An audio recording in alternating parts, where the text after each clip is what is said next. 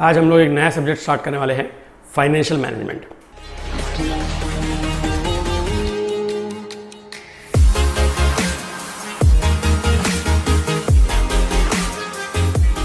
तो उसमें जो सबसे पहला टॉपिक हम करने वाले हैं उसका नाम है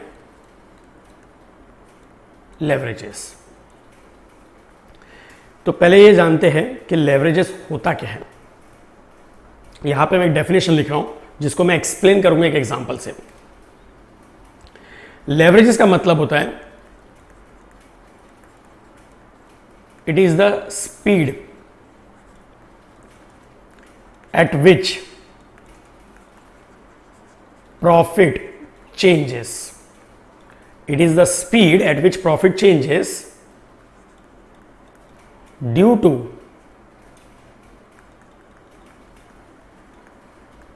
fixed costs. अब इसका मतलब क्या है स्टेटमेंट का, एक एग्जांपल से समझते हैं। सपोज हम लोग 1000 यूनिट्स सेल कर रहे हैं at the rate of 10 rupees, तो हमारा सेल्स हो जाएगा 10,000। अच्छा, आपने कॉस्टिंग सब्जेक्ट में पढ़ा होगा डेफिनेटली कि कॉस्ट्स में कुछ कॉस्ट वेरिएबल कॉस्ट होते हैं और कुछ कॉस्ट फिक्स्ड कॉस्ट होते हैं। तो इनमें डिफरेंस क्या है? वेरिएबल कॉस्ट वो होते हैं जो क्वांटिटी की वजह से चेंज होते हैं। मतलब अगर हमारा क्वांटिटी इंक्रीज होगा तो कॉस्ट भी प्रोपोर्शनेटली इंक्रीज होगा, अगर हमारा क्वांटिटी डिक्रीज होगा तो कॉस्ट भी प्रोपोर्शनेटली डिक्रीज होगा। ऐसे कॉस्ट को हम क्या बोलते हैं? Variable cost. और फिक्स्ड कॉस्ट क्या होता है?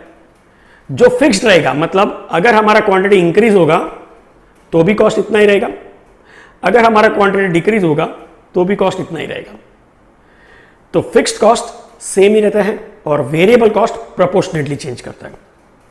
ठीक है, तो सबसे पहले मैंने लिखा वेरिएबल कॉस्ट। समझो पर यूनिट 6 रुपीज है तो 1000 यूनिट्स का हो जाएगा 6000। अभी कॉस्टिंग में एक टॉपिक है मार्जिनल कॉस्टिंग। अगर आपने वो किया होगा तो आपको पता होगा कि सेल्स में से जब वेरिएबल कॉस्ट माइनस करते हैं इस फिगर को बोलते हैं कंट्रीब्यूशन। ये हो गया 4 रुपीज के रेट पे 4000। इसके बाद फिक्स्ड कॉस्ट माइनस कर रहा हूं, लेट से 3000 रुपीज, तो मेरा नेट प्रॉफिट बचा 1000। अच्छा, अब अगर मैं आपको बोलूं कि सपोज हमारा सेल 10% इंक्रीज होता है, तो क्या मेरा प्रॉफिट 10% इंक्रीज होगा या 10% से कम इंक्रीज होगा या 10% से ज्यादा इंक्रीज होगा? क्या लगता है आपको? अगर मैं आपको without explaining the formula right now या विदाउट एक्सप्लेनिंग द कंसेप्ट, अगर मैं आपको डायरेक्टली बताऊं, मैं इस क्वेश्चन को देख के बता सकता हूं कि हमारा सेल्स जितना भी परसेंट चेंज होगा उसका 4 टाइम्स फास्ट, कितना time fast? 4 time fast profit change होगा। मतलब अगर ये 10% चेंज हो रहा है तो इसका 4 टाइम फास्ट प्रॉफिट 40% चेंज होगा। तो पहले तो हम लोग ये देखते हैं कि ये राइट है कि नहीं, और फिर मैं आपको बताऊंगा कि कैसे मुझे पता चला कि ये 4 टाइम फास्ट चेंज हुआ। देखते हैं। तो पहले तो 1000 यूनिट्स प्लस 10% अगर आप कैलसी पे करोगे तो ये हो जाएगा 1100 यूनिट्स। ये 1100 इंटू 10 करेंगे तो 11,000, 1100 इंटू 6 करेंगे तो ये 6,600, 4,400। अभी अगर आप देखोगे मेरा सेल्स है ना वो 10% इंक्रीज हो रहा है, तो मेरा वेरिएबल कॉस्ट भी प्रोपोर्शनेटली 6,000 प्लस 10% 6,600 हो रहा है। कंट्रीब्यूशन भी 10% इंक्रीज हो रहा है। अगर मेरा फिक्स्ड कॉस्ट भी 10% इंक्रीज होता सपोज, तो माई 3000 प्लस 10% ये बन जाता 3300। तो मेरा प्रॉफिट आता था 1100 रुपीज, जो कि 1000 प्लस 10% होता था। तो क्योंकि सब 10% इंक्रीज हो रहा है और इवन फिक्स कॉस्ट भी 10% इंक्रीज होगा तो प्रॉफिट भी 10% इंक्रीज होता है। लेकिन हम सब जानते हैं कि फिक्स्ड कॉस्ट ऐसे 10% इंक्रीज नहीं होगा, fixed cost will remain same. अब इस वजह से क्या होगा, मेरा प्रॉफिट जो इंक्रीज होगा ना वो 10% नहीं 10% से ज्यादा होगा। तो अभी आप पहले एक बार कैलसी पे चेक कीजिए, कैलसी पे 1000 प्लस 40% करिए, परसेंटेज भी प्रेस करना, 1000 प्लस 40%।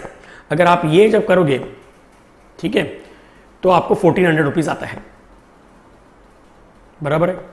चलिए मैं अगर माइनस करके दिखाता हूं, मतलब अगर सपोज यहां से सेल्स में से 20% माइनस किया तो again same speed proportionately 4 time fast 20, तो यहां पर प्रॉफिट कितना चेंज होगा, 80% चेंज होगा। तो देखते हैं राइट है कि नहीं। सो 1000 माइनस 20% कितना होता है, आप कैलसी पे करोगे तो 800 यूनिट्स होता है। तो 800 इंटू 10 आपका ये हो गया 8000, 800 इंटू 6 ये हो गया 4800, 800 इंटू 4 ये हो गया 3200, fixed cost will remain same 3000, तो हमारा प्रॉफिट हो गया 200। अभी आप चेक करके देखो, ये जो हमारा 1000 प्रॉफिट था उसमें से माइनस 80% करके देखिए तो क्या आंसर 200 आता है। यस, इससे ये प्रूव होता है पहले तो कि जितना भी सेल्स चेंज हो रहा है उसका 4 टाइम फास्ट प्रॉफिट चेंज हो रहा है। 10 के सामने 40, 20 के सामने 80।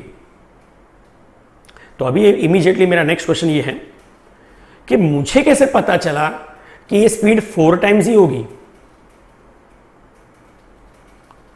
डायरेक्टली देख के मालूम पड़ गया था। तो कई स्टूडेंट्स इसमें अपना एनालिसिस ऐसा लगाते हैं क्योंकि ये कंट्रीब्यूशन 4 है इसलिए 4 टाइम्स। नहीं, ऐसा नहीं है। इसका रीजन ये है, मैं रेड पार्ट से मार्क करके दिखाता हूं। ये जो फिक्स कॉस्ट है ये हमारे कंट्रीब्यूशन फिगर को नेट प्रॉफिट में कन्वर्ट कर रहा है। मतलब अगर फिक्स कॉस्ट नहीं होता तो कंट्रीब्यूशन और नेट प्रॉफिट सेम होता। फिक्स्ड कॉस्ट है तो कंट्रीब्यूशन अलग है, नेट प्रॉफिट अलग है। तो ये जो कंट्रीब्यूशन और नेट प्रॉफिट का रिलेशन है, मतलब contribution divide by net profit, ये कितना टाइम्स है, 4000 डिवाइड बाय 1000, 4 टाइम्स है। इसीलिए I can say the speed will be 4 times. अगर मैं इधर कुछ चेंज कर दूं तो मेरा आंसर भी अकॉर्डिंगली चेंज हो जाएगा। चलो मैं इसमें इसी में चेंज करके दिखाता हूं आपको।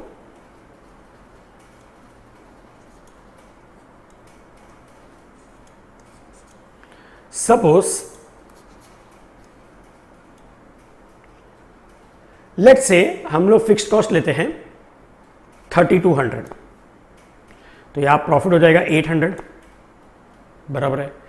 अब आप बताओ 4000 डिवाइड बाय 800 कितना होता है, ये होता है 5 टाइम्स। अब अगर 5 टाइम्स हुआ मतलब प्रॉफिट 5 टाइम्स फास्ट चेंज होगा।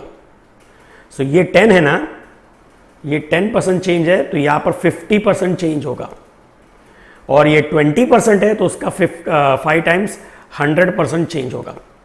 और ये भी वेरीफाई करके देख लेते हैं। फिक्स कॉस्ट कितना किया हमने, 3200, वो सेम रहेगा। तो 4400 माइनस 3200 1200 हो जाता है। अब आप कैलसी पे करके देखो, 800 प्लस 50%, क्या वो फिगर 1200 है? यस है। तो that means it is proved now कि speed is how many times, 5 times. Why it is 5 times? Because a contribution और नेट प्रॉफिट का रिलेशन कितना टाइम्स है, 5 टाइम्स। यहां पर भी देखते हैं, फिक्स कॉस्ट तो यही 3200 रहेगा, तो प्रॉफिट हो गया 0।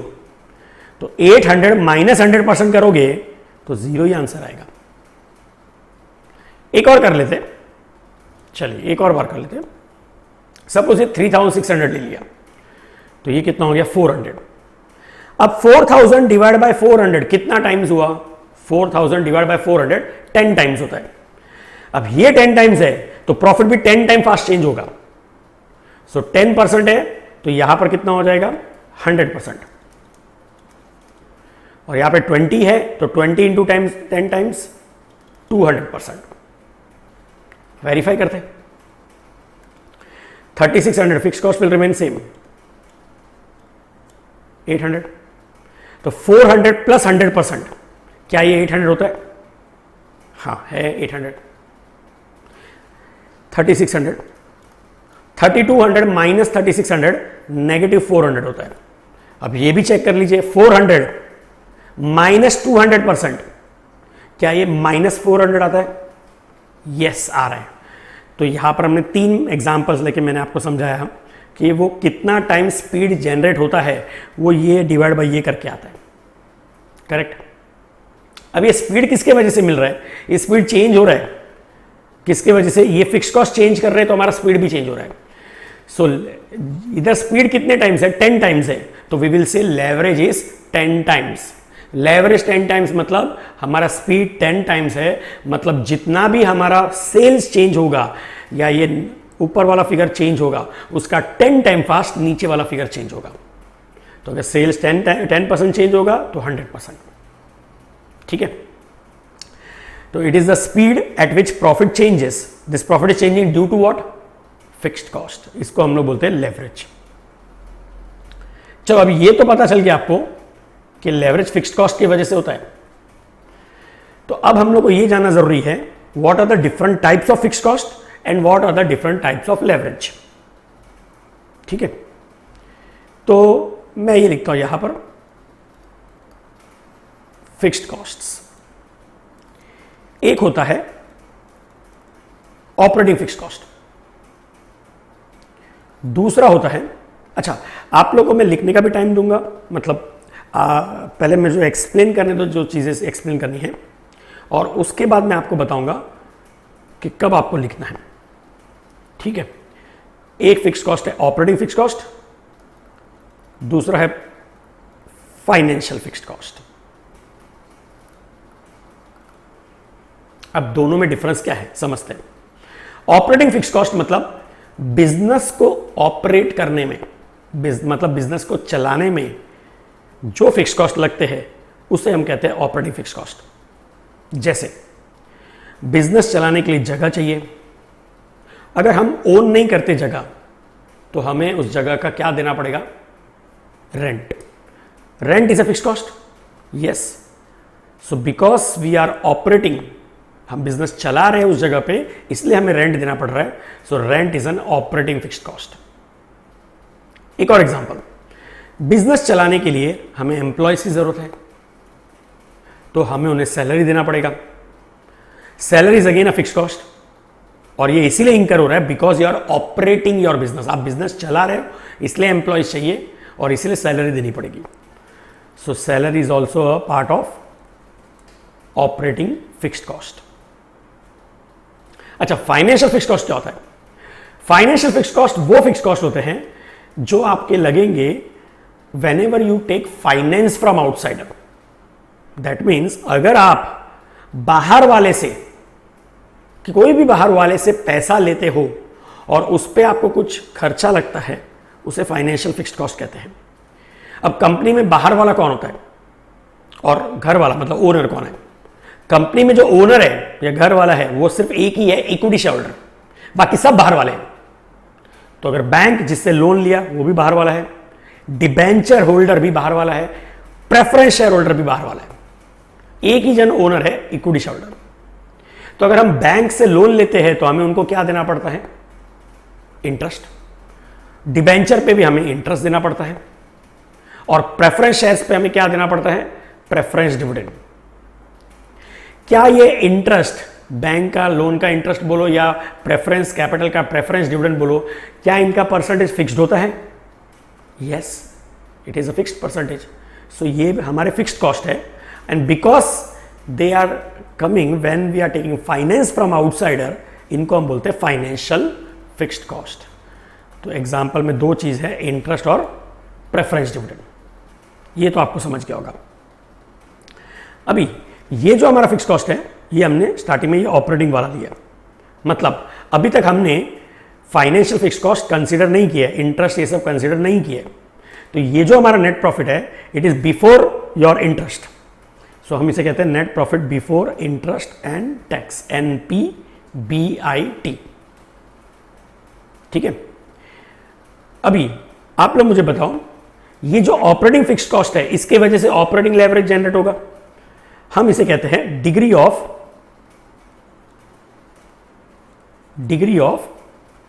Operating leverage. क्या कहते हैं हम लोग? डिग्री ऑफ ऑपरेटिंग लेवरेज, जिसको इनिशियल्स बोलते हैं DOL। ठीक है, और वैसे जो फाइनेंशियल फिक्स कॉस्ट के वजह से लेवरेज आएगा या स्पीड मिलेगी उसे हम बोलेंगे degree of financial leverage, that is called DFL। ठीक है, ओके। अभी ये ऑपरेटिंग फिक्स्ड कॉस्ट कैसे फॉर्मूला याद रखना है।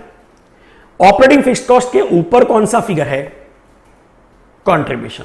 ऑपरेटिंग फिक्स्ड कॉस्ट के नीचे कौन सा फिगर है? NPBIT। बस ऊपर और नीचे वाला फिगर। तो formula is contribution upon NPBIT। यहां पर 4000 अपॉन 400 है, मतलब हाउ मेनी टाइम्स? 10 टाइम्स। ठीक है, अब इसके बाद हम लोग फाइनेंशियल लेवरेज लेते हैं। समझो हम लोग इंटरेस्ट पे कर रहे हैं 300 रुपीज। ठीक है, तो ये हो जाएगा net profit before tax 100 rupees. अब जैसा मैंने आपको DOL में समझाया कि ऑपरेटिंग फिक्स्ड कॉस्ट के ऊपर और नीचे वाला फिगर, उससे हमें DOL आता है। तो वैसे financial fixed cost is interest, इसके ऊपर और इसके नीचे वाला फिगर, मतलब 400 और 100। तो 400 अपॉन 100 ये कितने टाइम्स होता है? 4 टाइम्स। तो फॉर्मूला क्या हो गया? पहले तो NPBIT upon NPBT। How many times? 4 times. तो 4 टाइम्स का मतलब हुआ फाइनेंशियल लेवरेज की वजह से और 4 टाइम्स स्पीड मिलेगी, और 4 टाइम्स मतलब क्योंकि ये अगर 100% है तो इसका भी 4 टाइम्स फास्ट, मतलब 400%। 100 का 4 टाइम फास्ट, इतना प्रॉफिट चेंज हो जाएगा। और यहां पे 200% है, 200%, उसका भी 4 टाइम फास्ट, 800% हो जाएगा। तो ये भी वेरीफाई कर लेते हैं। इंटरेस्ट तो सेम ही रहेगा, कितना भी यूनिट्स बनाओ, ये हो जाएगा 500। तो कैलसी पे आप लोग सब कैलकुलेट करेंगे। 100 प्लस 400%, 100 प्लस 400 और परसेंटेज बटन प्रेस करेंगे। क्या ये 500 आता है?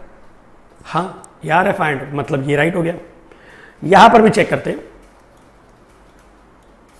ये पहले से -400 है, उसमें और 300 माइनस कर रहा हूं, तो ये हो जाएगा -700।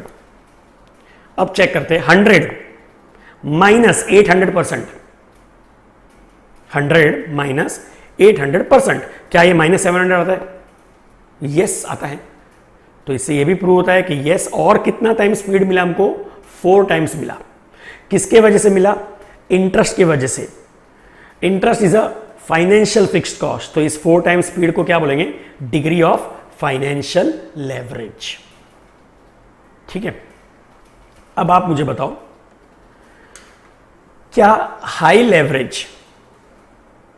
लेवरेज मतलब हाई रिस्क होगा कि लो रिस्क होगा? क्या लगता है आपको? ऑब्वियसली हाई लेवरेज मतलब हाई रिस्क होता है। क्यों? अब जैसे ये 10 टाइम्स है, तो 10 टाइम्स का मतलब क्या हुआ? ऊपर मेरा सेल्स अगर 1% इंक्रीज होता है, सिर्फ 1%, तो प्रॉफिट 10% इंक्रीज होगा। अगर मेरा सेल्स 1% डिक्रीज हो रहा है, तो प्रॉफिट 10% डिक्रीज होगा, मतलब प्रॉफिट चेंज होगा 10 टाइम्स फास्ट। इसके कंपैरिजन में कोई ऐसी कंपनी जिसका लेवरेज सिर्फ 2 टाइम्स है,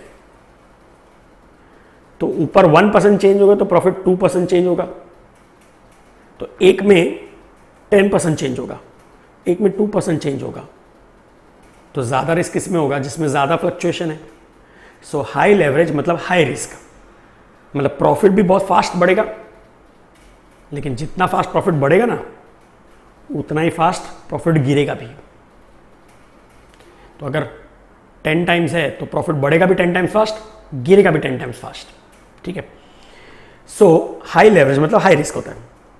अच्छा, यहां पर एक और चीज समझ लेते पहले, फिर मैं आप लोगों को बोलूंगा कब लिखना है। थर्ड जो होता है ये होता है कंबाइंड। कंबाइंड फिक्स्ड कॉस्ट मतलब क्या, इसमें ऑपरेटिंग भी आएगा और इसमें फाइनेंशियल भी आएगा। तो उसके वजह से जो लेवरेज जनरेट होगा हम उसे बोलते हैं degree of combined leverage, DCL। अभी इस सिचुएशन में मेरा DOL कितना है 10 टाइम्स, DFL कितना है 4 टाइम्स। तो क्या मेरा कंबाइंड 14 टाइम्स होगा? नहीं, मैंने इसे कंबाइंड मतलब इन दोनों को ऐड नहीं करना है, इन दोनों को मल्टीप्लाई करना है। 10 इंटू 4 40 टाइम्स होगा। ये आप ऊपर के चार्ट में देखिए, 10 का 40 टाइम्स 400 होता है, इधर 20 का 40 टाइम्स 800 होता है। तो ये 10 का 10 टाइम्स था 100, 10 और 4, 10 का भी 4 टाइम्स, तो 10 का 4 टाइम्स मतलब 40 टाइम्स। सो ये प्लस नहीं होता है, 10 प्लस 4 नहीं होगा, 10 इंटू 4 होगा।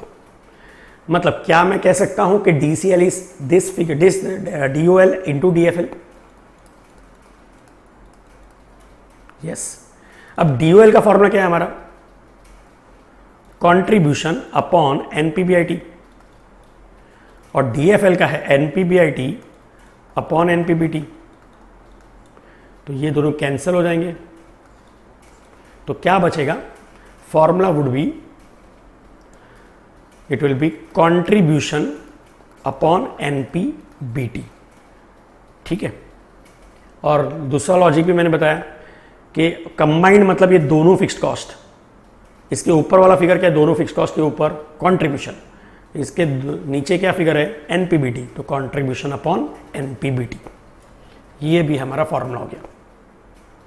ठीक है, सो ये कितना आ गया इस एग्जांपल में 40 टाइम्स। तो ये तो पहले आपको समझ गया होगा what is operating leverage, what is financial leverage, what is combined leverage, और ये कैसे कैलकुलेट होता है। ठीक है, मैंने आपको ये भी बताया कि हाई लेवरेज मतलब क्या, अगर बहुत हाई लेवरेज होगा तो प्रॉफिट बढ़ेगा भी बहुत फास्ट, पर प्रॉफिट गिरेगा भी उतना ही फास्ट, तो रिस्क भी बहुत हाई हो गया। तो अगर क्वेश्चन में आपको ऐसा पूछा है calculate financial risk of the company, calculate financial risk of the company, तो आपको कौन सा लेवरेज निकालना पड़ेगा, आपको फाइनेंशियल लेवरेज निकालना पड़ेगा, क्योंकि लेवरेज मतलब रिस्क बताता है। So this leverage calculates what, financial risk. अगर आपको पूछा है calculate business risk, business risk मतलब बिजनेस को चलाने का risk, so you have to calculate what, DOL। ये होता है हमारा बिजनेस रिस्क। और अगर पूछा है कैलकुलेट योर टोटल रिस्क या कंबाइंड रिस्क, तो obviously you have to calculate DCL। ठीक है, तो पहले तो अभी भी आपको लिखना नहीं है, मैं आपको बताऊंगा कब लिखना है। इतना तो आपको समझा होगा। ठीक है, ये तो सिर्फ समझाने के लिए था।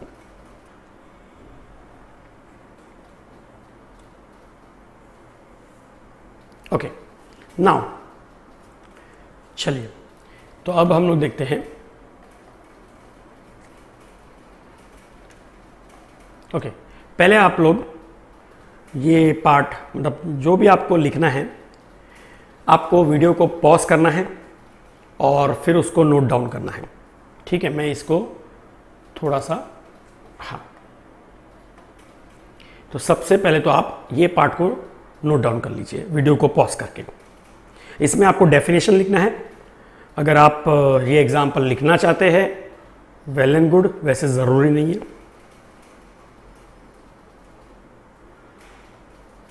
ठीक है, इसके बाद आप, हाँ, ये टेबल तो पूरा बनाएंगे।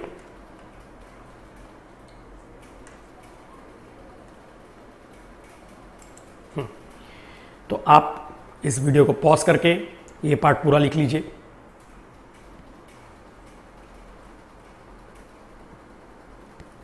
ठीक। चलिए आगे चलते हैं। अब पहले ये जान लेते हैं कि क्यों हम लोग ये लेवरेजेस टॉपिक पढ़ रहे हैं, क्या जरूरत क्या है इसकी। तो ऑब्वियसली इसके दो रीजन है। First, it is there in the syllabus, ये तो सबसे इंपॉर्टेंट रीजन है। और दूसरा इंपॉर्टेंट रीजन ये है कि अगर लेवरेजेस का नॉलेज एक बिजनेसमैन को नहीं होगा, लेवरेजेस का नॉलेज बिजनेसमैन को नहीं होगा, तो उससे उसका बिजनेस कम नहीं होता है, बंद होता है। मैंने वापस क्या बोला आप समझिए कि अगर लेवरेजेस का नॉलेज बिजनेसमैन को नहीं होता है तो उससे बिजनेस कम नहीं होता है, बिजनेस बंद होता है। लेट अस अंडरस्टैंड ऐसा क्यों।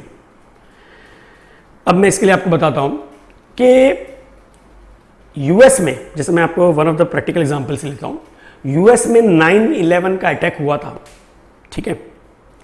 उस अटैक के वजह से विद इन 1 ईयर स्विट्जरलैंड की one of the largest airline company bankrupt हो गई। स्विट्जरलैंड की लार्जेस्ट एयरलाइन कंपनी बैंकरप्ट हो गई 1 साल के अंदर ही, और वो भी यूएस में अटैक होने की वजह से। तो ऐसा क्यों, तो देखते हैं। सबसे पहले ये समझते हैं कि एक एयरलाइन कंपनी जो होती है ना, उनका जो फिक्स्ड कॉस्ट होता है वो बहुत हाई होता है, बहुत हाई। पहले हम लोग इंटरेस्ट की बात कर लेते हैं। इंटरेस्ट, आज अगर मैं एक नॉर्मल कमर्शियल एयरक्राफ्ट की बात करूं, जो भी बोइंग या एयरबस की बात करूं, it minimum costs 1000 crore rupees, minimum costs 1000 crore. अब कंपनी लाइक स्विट्जरलैंड की जो स्विस एयर थी, इनके पास अराउंड 100+ एयरक्राफ्ट थे। अगर मैं इंडिया में बात करूं, समझो कोई भी एयरलाइन कंपनी लो, आप समझो एयर इंडिया लो या स्पाइस जेट लो या इंडिगो लो। सपोज अगर मैं इंडियन एयरलाइन की बात कर लेता हूं, समझो स्पाइस जेट, उनके पास से 100 एयरक्राफ्ट है और एक एयरक्राफ्ट 1000 करोड़ का है, मतलब उनको 1 लाख करोड़ रुपीस इन्वेस्ट करना पड़ेगा टू बाय दैट 100 एयरक्राफ्ट। अब इतना बड़ा किसी भी कंपनी में शेयर कैपिटल या रिजर्व्स नहीं होते, तो ऑब्वियसली इतने अमाउंट के लिए कंपनी को क्या लेना पड़ता है, लोन, बैंकों से लोन लेना पड़ता है, ठीक है। बैंक लोन देगी, फ्री में तो नहीं देगी, ऑब्वियसली इंटरेस्ट चार्ज करेगी। अब जस्ट मैं एग्जांपल लेता हूं कि assuming only 12% rate of interest, शायद ज़्यादा ही होगा बट फिर भी मैं एज्यूम 12% करता हूं, तो कंपनी को हर साल 12,000 करोड़ रुपए इंटरेस्ट देना है एवरी ईयर। भले बिजनेस चले या ना चले, उससे कोई मतलब नहीं, ये इंटरेस्ट देना है 12,000 crore. So huge financial fixed cost. अगर कंपनी का फाइनेंशियल फिक्स्ड कॉस्ट हाई होगा तो इसका मतलब उनका फाइनेंशियल लेवरेज हाई होगा, यस। सो उनका जो DFL है it will be very high. अब चलते हैं ऑपरेटिंग फिक्स्ड कॉस्ट के बारे में। ऑपरेटिंग फिक्स्ड कॉस्ट जैसे रेंट और सैलरी, तो एक एयरलाइन को उनको जो एयरपोर्ट पे स्पेस लेना पड़ता है, क्या चीज़ के लिए। जब आप एयरपोर्ट पे जाते हो, समझो आप स्पाइस जेट से जा रहे हो, तो एयरपोर्ट पे जब एंटर करोगे तो वहाँ पे स्पाइस जेट का काउंटर होगा जहाँ पर आप अपना बैगेज दोगे और उनसे बोर्डिंग पासेस भी लोगे, ठीक है। तो वो जो स्पेस है, क्या आपको लगता है एयरपोर्ट अथॉरिटी ऑफ इंडिया वो स्पेस उनको फ्री में प्रोवाइड करेगी? No, they are all chargeable, उसका रेंट लगता है, और because it is a prime property तो रेंट भी अच्छा खासा लगता है। अच्छा, नॉट ओनली दैट स्पेस, अगर टिकटिंग स्टाफ है उनका भी जो स्पेस है उसका भी रेंट लगता है, वो भी एरिया का। प्लस इवन जो एयरक्राफ्ट, आज अगर एयरक्राफ्ट सपोज लैंड होता है, ठीक है, जब एयरक्राफ्ट लैंड होता है तो वो जिस जगह पे पार्क होता है, जो उनकी रिजर्व्ड स्पेस होती है, मतलब ऐसा नहीं होता कि जहां पर भी उनको जगह दिख गई खाली लगा दिया पार्किंग के लिए, नहीं, तो उनके लिए जो स्पेस रिजर्व्ड होती है उस स्पेस को बोलते हैं हैंगर। क्या कहते हैं उसे? हैंगर, ठीक है। अब ये जो स्पेस है, अभी भले ही कंपनी 5 एयरक्राफ्ट का स्पेस ले, मतलब 5 एयरक्राफ्ट साइड बाय साइड खड़े रहे, समझो इतना बड़ा स्पेस लिया, तो वो उतनी बड़ी एरिया का रेंट देना पड़ता है। अब ये तो हो गया समझो वन ऑफ द एयरपोर्ट्स की बात कर रहा हूं। अगर समझो स्पाइस जेट का इंडिया में 25 डिफरेंट एयरपोर्ट्स पे बिजनेस है, लेट्स से मुंबई, दिल्ली, चेन्नई, कलकत्ता, ये तो मेन है ही, बैंगलोर, हैदराबाद, जयपुर एक्सेट्रा, काफ़ी जगह पे उनका प्रेजेंस है। तो हर जगह के एयरपोर्ट पे उनको वो बैगेज एरिया, टिकटिंग एरिया और एयरक्राफ्ट को पार्क करने का स्पेस लेना पड़ेगा, हर जगह उनको रेंट देना पड़ेगा। अगर उनका आउट ऑफ इंडिया भी बिजनेस है, मतलब उनकी फ्लाइट्स इंटरनेशनल फ्लाइट्स में भी, इंटरनेशनल डेस्टिनेशन में भी जाती है, तो वहाँ पर भी उनको रेंट और ये हैंगर का जो रेंट, हैंगर मतलब हैंगर का रेंट और बैगेज एरिया का रेंट देना पड़ेगा। यस, तो आप सब खुद समझिए, जहाँ जहाँ उनका प्रेजेंस होगा हर जगह का रेंट देना पड़ेगा, तो रेंटल कॉस्ट भी हाई हो गया। एंड सैलरी भी, अभी आप समझ सकते हैं कि एक एयरलाइन में बहुत स्टाफ की ज़रूरत होती है, स्टार्टिंग फ्रॉम एक तो पायलट्स, ऑब्वियसली एयर होस्टेस, मुझे मान लो सबके माइंड में सबसे पहले यही आता है, बट फिर भी एयर होस्टेस।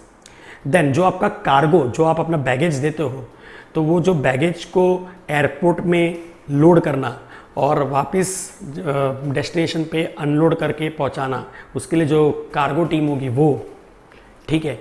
फिर कंपनी के मतलब जो एयरलाइन की बसेस होती है, तो बस को चलाने वाले ड्राइवर होंगे वो, एंड टिकटिंग स्टाफ, फिर जो ऑफिस होगी हेड ऑफिस, उसके एम्प्लॉयज़, अगर कॉल सेंटर जहाँ पे आप टोल फ्री नंबर होता है, जहाँ पे कॉल सेंटर में आप कॉल करके फ़्लाइट का डिटेल्स लेते हैं, वो सब चीज़ें, वो उनके भी एम्प्लॉयज़, तो इतने सारे एम्प्लॉयज़ होते हैं, तो उनका सैलरी भी बहुत हाई होता है। तो अगर ऑपरेटिंग फिक्स कॉस्ट हाई होगा, high operating fix cost will result into high operating leverage.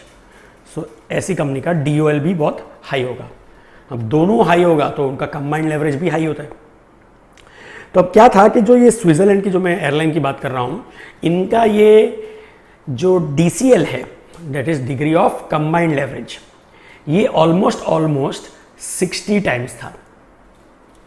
60 times मतलब क्या? 60 टाइम्स मतलब अगर ऊपर मतलब सेल्स में 1% चेंज हो रहा है, सिर्फ 1%, सेल्स 1% बढ़ता है, तो प्रॉफिट 60 टाइम्स फास्ट 60% बढ़ेगा। 1% सेल बढ़ा, प्रॉफिट 60% बढ़ जाएगा। लेकिन वही अगर सेल 1% ही कम हुआ तो प्रॉफिट 60% साफ हो जाएगा। समझ में आ रहा है? अब वही 9/11 अटैक की वजह से यूएस में अटैक हुआ, तो पीपल ट्रैवलिंग फ्रॉम, इनका तो स्विस एयर का main business US to Europe था, मेन बिजनेस। तो people travelling from US to Europe declined. Obviously थोड़े टाइम के लिए तो डिक्लाइन हो गई कि जो अभी अटैक हुआ है, तो people obviously will be in panic mode. तो उन्होंने जो यूरोप में बिजनेस मीटिंग्स रखी होगी कैंसिल की होगी, कुछ लोग ने वैकेशन का रखा होगा वो भी कैंसिल किया होगा, तो बुकिंग्स कैंसिल हो गई। Similarly people travelling from Europe to US also declined. अब यूएस में अटैक हुआ है तो अभी कोई यूरोपियन सिटीजन कोई उधर हॉलीडे मनाने जाएगा नहीं। जो भी यूरोपियन कंपनीज के जो रिप्रेजेंटेटिव यूएस में जाके बिजनेस मीटिंग्स करने वाले थे वो भी एक बार कैंसिल करेंगे। तो यूएस टू यूरोप के पीपल भी कम हो गए, यूरोप टू यूएस भी कम हो गए। तो इस वजह से ऑलमोस्ट जो सेल्स है वो 50% ड्रॉप हो गया टेम्परली, शॉर्ट टर्म पीरियड, मतलब आप समझो 6-7 महीना है जो भी, उसके लिए 50% सेल्स ड्रॉप हो गया। अभी 50% ड्रॉप का मतलब क्या हो गया? 1% चेंज होता है तो उसका 60 टाइम्स फास्ट चेंज होता है। तो अगर ऊपर ही सेल्स ही 50% कम हो गया तो 50 का 60 टाइम्स, 50 का 60 टाइम्स मतलब होता है 3000%। 50 इंटू 60 3000 हो गया। 3000% मतलब 30 साल का प्रॉफिट। 100% इज 1 ईयर, 30 साल का प्रॉफिट साफ। 30 साल में जो कमाया होगा वो ये गया 1 साल में, कंपनी बैंकरप्ट। इसीलिए मैंने आपको स्टेटमेंट बोला क्या कि अगर लेवरेज का नॉलेज नहीं होगा तो बिजनेस कम नहीं होता है, बिजनेस सीधा बंद होता है। यही वन ऑफ द रीजंस था कि हमारे इंडिया में भी किंगफिशर एयरलाइंस क्यों बंद हुई। अल्टीमेटली वही हुआ कि कंपनी ने लोन लेते गए। Vijay Mallya took more and more loan. Why? Because he wanted the best of the aircrafts, the best of the in house services. तो प्रीमियम उसने सब प्रोडक्ट्स खरीदा। ऑब्वियसली तो उसको प्राइसिंग हाई रखनी चाहिए थी, लेकिन उसने प्राइसिंग नॉर्मल रखी, प्राइसिंग। आप अगर नॉर्मल सेम प्राइसिंग रखोगे और आप महंगी चीज़ खरीद के, तो आपको ऑब्वियसली वो अफोर्डेबल नहीं होगा। प्रॉफिट्स नहीं आएंगे तो आप इंटरेस्ट कैसे पे करोगे? और अल्टीमेटली ये हो गया कि he was not able to repay and fearing prosecution he left India. तो ये बेसिकली क्या होता है, क्वालिटी कोई भी चीज़ लोगे तो आपको महंगी पड़ेगी पड़ेगी।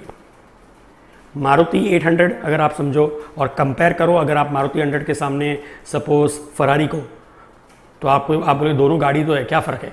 लेकिन ऑब्वियसली मारुति की स्पीड फरारी की स्पीड डिफर होगी, प्लस अंदर जो एसेसरीज होगी वो अलग होगी, तो ऑब्वियसली प्राइसिंग भी अलग अलग होनी चाहिए। So better quality product will always cost you more. ठीक है, so coming back to our normal point कि यहां पर कंपनी बंद हो गई because of what, high leverage.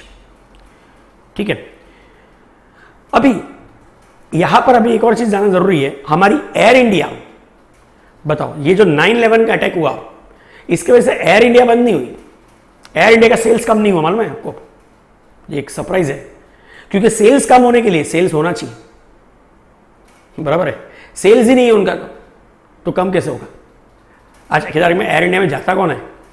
आप देखो, वो तो गवर्नमेंट एम्प्लॉयज या ब्यूरोक्रेट्स होते हैं जिनको गवर्नमेंट फोर्सिबली बोलती है कि use air India, that's why they prefer air India.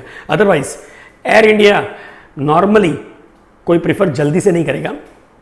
ठीक है, अगर समझो आपको भी ऑप्शन दिया जाए कि फॉर एग्जांपल आपको दिल्ली जाना है, एयर इंडिया की भी फ्लाइट 9 AM की है और सपोज स्पाइस जेट की भी 9 AM की है, इंडिगो की भी 9 AM की है, और दोनों की प्राइसिंग सेम भी होगी, तो भी आप स्पाइस जेट प्रीफर करोगे या इंडिगो प्रीफर करोगे या कोई और प्रीफर करोगे, एयर इंडिया लास्ट ऑप्शन रखोगे।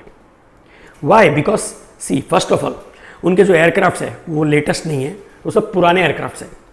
ठीक है, तो उनमें जो बोलते हैं ना एमिनिटीज होती है, जैसे आप समझो एमिरेट्स की फ्लाइट देखो, उनमें क्या होता है, हर सीट के साथ एक आपको एक सिस्टम होता है जहाँ पर आप अपना एंटरटेनमेंट के लिए या तो कोई गेम्स खेल सकते हो या मूवी देख सकते हो या म्यूजिक सुन सकते हो। ठीक है, एयर इंडिया में कई एयरक्राफ्ट में अभी भी वही चीज़ है कि एक सामने टीवी लगा हुआ है उनके, उस टीवी पे जो चल रहा है वही सबको देखना है। अब उसमें अगर सपोज अगर हिंदी मूवी भी चल रही है और कोई फॉरेनर भी बैठा है उसको नहीं भी समझ रहा है तो भी उसके पास कोई ऑप्शन नहीं है। तो और प्लस अब कोई भी प्राइवेट एयरलाइन समझो, उनमें जो ऑब्वियसली ये आउट ऑफ द वे जाके बोल रहा हूँ कि जैसे एयर हॉस्टेस ये सब होती है, वो सब एक प्रॉपर यूनिफॉर्म में होते हैं और मतलब they are very smart and decent. ठीक है, और एयर इंडिया में क्या होता है, वो 1950s 1960s के स्टाफ होते हैं उनके, मतलब हर जगह से फैले हुए होते हैं। ठीक है, तो मतलब पब्लिक को क्या है, मतलब ये भी एंटरटेनमेंट नहीं वो भी एंटरटेनमेंट नहीं, तो वो सो ही जाता है। तो इसके लिए एयर इंडिया जल्दी से कोई प्रेफर नहीं करता है। प्लस एयर इंडिया में आप देखोगे तो कई जगह आपको मतलब रैट्स कॉकरोचेस ऐसे भी दिखते हैं, they are very animal friendly. ठीक है, तो ये सब भी आप दिखते हैं, एक एडिशनल चीज़ें जो मतलब they are not very keeping themselves the aircraft etcetera clean या मेंटेन देयर हाइजीन। तो people prefer generally other airlines as compare to Air India. तो एयर इंडिया का सेल्स कम नहीं हुआ क्योंकि सेल्स का था ही नहीं, तो कम होने का चांस ही नहीं था। अच्छा, लेकिन अगर मैं बात करूं दूसरे एयरलाइंस जैसे सिंगापुर एयरलाइंस, इनका सेल्स उतना अफेक्ट नहीं हुआ। पूरा गेम सेल्स का ही है, क्योंकि ऊपर जितना चेंज होगा उतना नीचे चेंज होगा, तो उनको ऊपर ही चेंज नहीं होने देना है, तो नीचे भी चेंज नहीं होगा।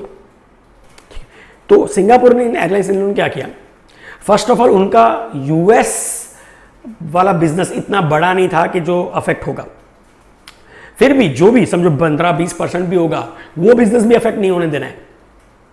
तो उन्होंने क्या किया, उस वक्त उन्होंने मालूम है अगर समझो यूएस के सिटीजन्स नहीं आएंगे या हमारे सिटीजन यूएस नहीं जाएंगे तो जो फ्लाइट्स एम्प्टी है उनको कैसे यूज में करेंगे, तो उस वक्त उन्होंने स्कीम निकाली। क्या क्या मालूम है, जैसे एयरलाइन के लिए लेवरेज हाई होता है, तो आपको ये भी पता होगा कि एक सेकेंड, हाँ, एयरलाइन के लिए लेवरेज हाई होता है, वैसे एक 5 स्टार होटल उसके लिए भी लेवरेज बहुत हाई होता है, वो भी समझिए। आज एक 5 स्टार होटल को जो स्पेस चाहिए जहां पर वो होटल बनाना है वो प्राइम प्रॉपर्टी होना चाहिए, या तो वेरी मतलब I mean near to beach, scenic beauty basically, या नियर टू एयरपोर्ट।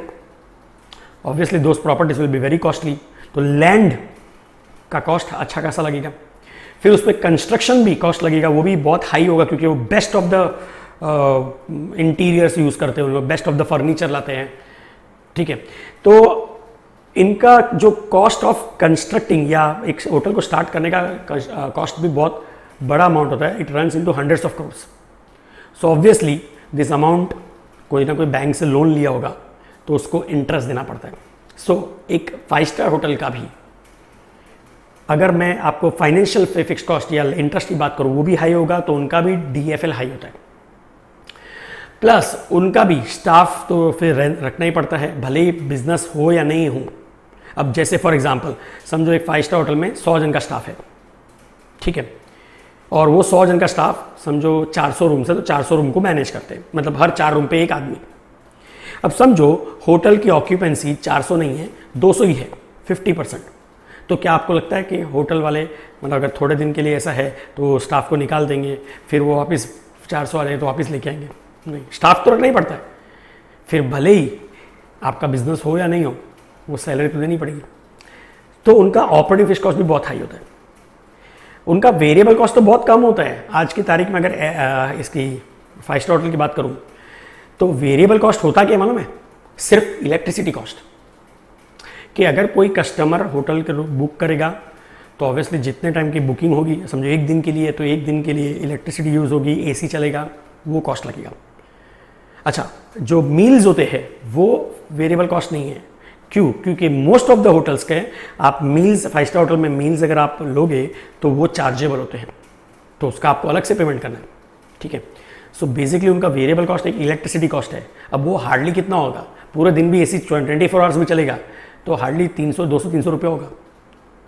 अब उसके कंपैरिजन में जब आप अगर 5 स्टार होटल में अगर आप पूछते हैं पर डे का चार्जेस, तो अराउंड मिनिमम 10,000 जितना होता है। तो 10,000 में से वेरिएबल कॉस्ट सिर्फ 300 रुपये, मतलब हार्डली 3%। तो बाकी 97% क्या प्रॉफिट है उनका? नो। आज भी मैक्सिमम होटल्स लॉस मेकिंग है। Maximum hotels in India, maximum 5 star hotels in India are loss making. Why? Because उनका फिक्स्ड कॉस्ट इतना हाई है कि वो लोग फिक्स्ड कॉस्ट ही रिकवर नहीं कर पाते हैं। Is that clear? तो उनका जो DCL है, उनका भी कंबाइंड लेवरेज बहुत हाई होता है। तो ये सिंगापुर एयरलाइंस ने क्या किया कि देखो, सिंगापुर एयरलाइंस एयरलाइन कंपनी, और जो वहाँ पे 5 स्टार होगी सिंगापुर में, वो उनका भी हाई होगा लेवरेज। तो इन्होंने स्कीम रखी, देखो हमारा भी बिजनेस अफेक्ट हो रहा है, अगर टूरिस्ट नहीं आएंगे तो हमारा भी सेल्स कम है, आपका भी सेल्स कम। इस वक्त क्या किया इन्होंने, स्कीम निकाली कि इंडिया से सिंगापुर टू एंड फ्रो, मतलब जाना आना फ्लाइट में, and 3 night stay in a 5 star hotel. सुनना, to and fro and 3 night stay in a 5 star hotel, 25,000 rupees only, 25,000 रुपया। ये तो बहुत अच्छा स्कीम निकल गया। अरे 3 night stay in a 5 star hotel and आना जाना इन अ फ्लाइट, टोटल मिला के 25,000। अरे इससे महंगा तो महाबलेश्वर पड़ता है अपने को। मुंबई टू महाबलेश्वर या आप दिल्ली से शिमला समझो तो वो भी महंगा पड़ जाएगा 5 स्टार ग्रुप को भी। तो ये इन्होंने स्कीम रखा। ये स्कीम इतनी हिट हो गई कि सब किसको उस वक्त पूछो कहाँ पे जा रहे, सिंगापुर। क्यों? क्योंकि है ऑब्वियसली 25,000 में जाने आने मिल रहा है, एक फॉरेन डेस्टिनेशन का काम हो जाता है अपना, बराबर है। तो मतलब फ्लाइट्स, जो नॉर्मल फ्लाइट्स इंडिया से सिंगापुर जाती होगी, ठीक है, जितने भी जाती होगी, वो डबल ऑक्यूपेंसी, मतलब एक तो डबल फ्लाइट्स हो गई प्लस फुल भर भर के जा रही है। तो जो यूएस का बिजनेस उनका माइनस हुआ था, कम हो गया था, वो कॉम्पेंसेट हो गया, इंडियंस ने हेल्प कर दी, इसलिए उनको कोई नुकसान नहीं हुआ, ठीक है।